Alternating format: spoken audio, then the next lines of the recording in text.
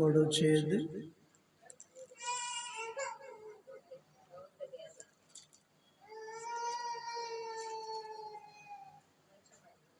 రెండవ రాజుల గ్రంథం, మొదటి రాజుల గ్రంథం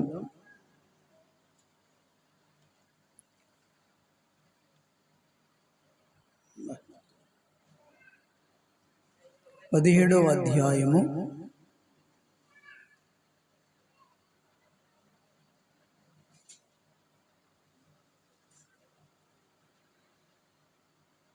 1వ వచనం నుంచి 7వ వచనం వరకు చూద్దాం.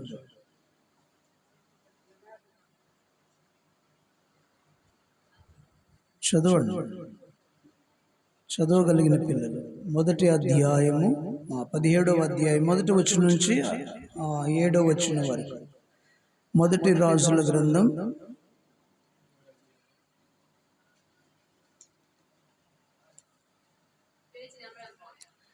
299. మొదటి రాజుల గ్రంథం 17వ అధ్యాయం 1 నుంచి 7 వచనం. చదువుతారా? నన్నే చదవమంటారు.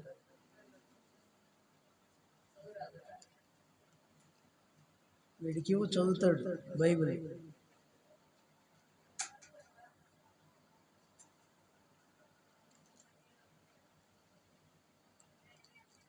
చదువురా.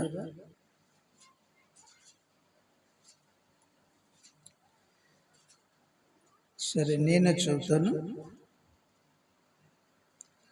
అంతటా గిలాదు కాపురస్తుల సంబంధియంగు తిష్పీయుడైన ఏలియా అహాబునకు వచ్చి, ఎవని సన్నిధిని నేను నిలబడి ఉన్నానో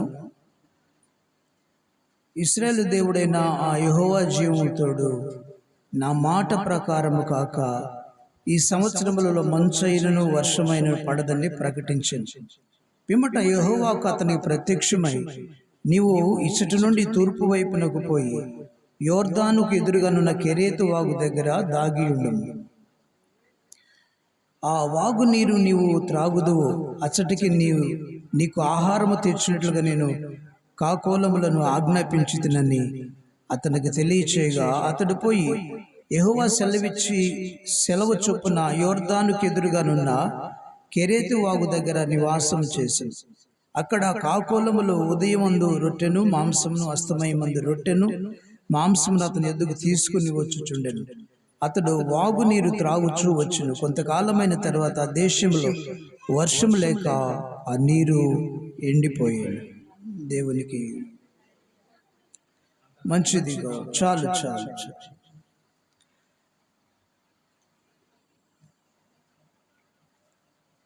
మరొక వచనం చదువుకుందాం. 2వ రాజుల గ్రంథం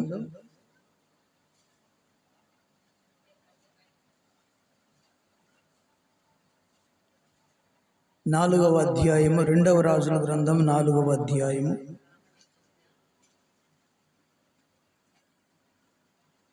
1వ వచనం నుంచి ఒక 5 వచనాల వరకు.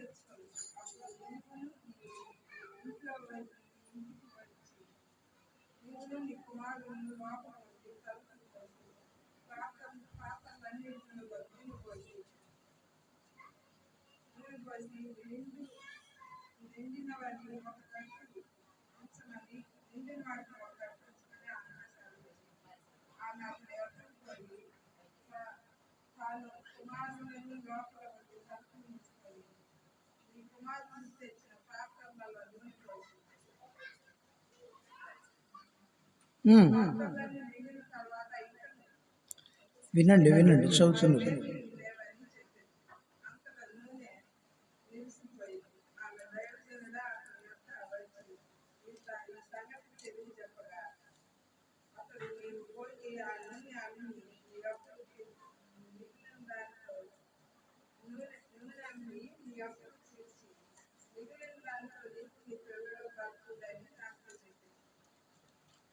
చాలు.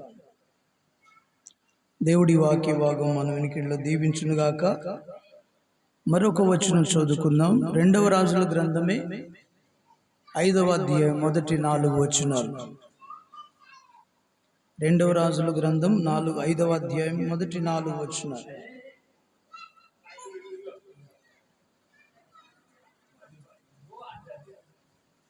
ఈయన వాళ్ళు ఎక్కువ అమ్మా.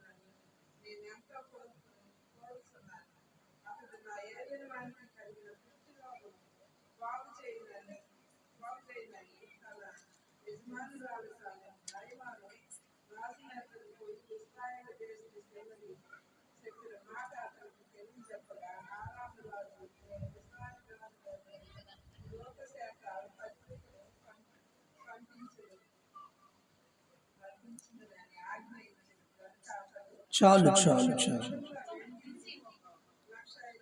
చాలు చాలు చాలు. దేవుడి మాటలు మన వినికిడిలో దీవించునుగాక. అందరూ చెప్దాం ఆమేన్.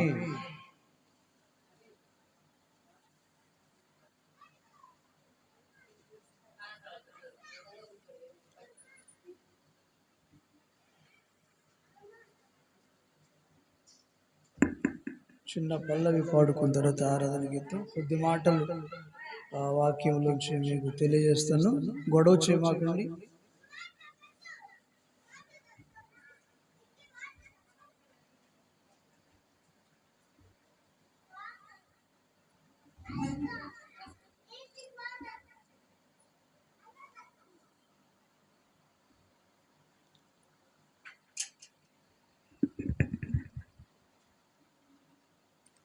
జీవనదిని నా హృదయములో